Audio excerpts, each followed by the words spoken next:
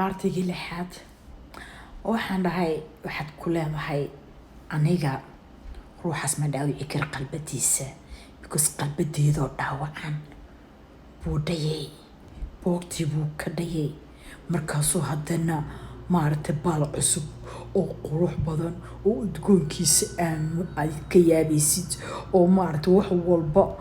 quruxi ku dheehan tahay carafi ku dheehan tahay ayuu ku meeray so marka ninka sidaa sameeyey anigu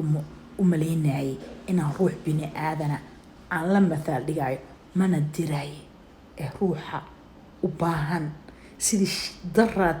iyo tii ka horeysay iyo tii kasii horeysay ya inuu saa u ooynayay ruuxa u baahan inuu u ooyo waa adiga walaal hadda u baahan tahay walaaltinimada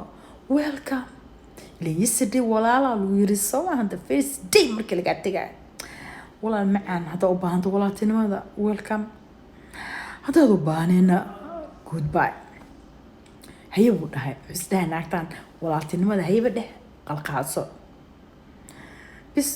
maalintan ku soo waalwaalay ninkan iyadoo ninkii kale la sheekaysanayso baryara sidaan u yeeloyaa waxaan dhahay markii aad saaxiibkaaga telefoonkiisa aad dhigtid waxaad tidhahdaa whatsapp my friend sorry leedahay xaajigiaan la hadlaayay xaajigii baan la hadlaayay ha u tuurin because aan ruuxa bini aadanka markuu adiga qalbadaadii ilaaliyo markuu adiga maarkiino ku sharfo markaasaa la sharfaa markaasaana qalbadiisa la ilaaliyaa laakiin markii hore ruux ku sharfi waayey kuna qadarin waayey kuna ilaalin waayey haddana waxba ha ilaalin because already Chinese siisay soo maaha 3 jeer ama 4 jeer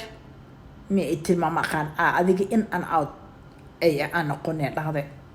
markii shanaad waa igu soo celcelisay I don't know shanaad ama lixaad it was so much على كل حال وحنا حبيبتي he doesn't deserve انت سوكل او تايم اديك عليها marka sanaantid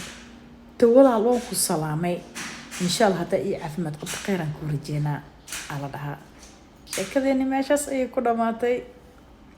bye guys hada sheekano isina noo soo qor commentiga ana ku soo qabanaaye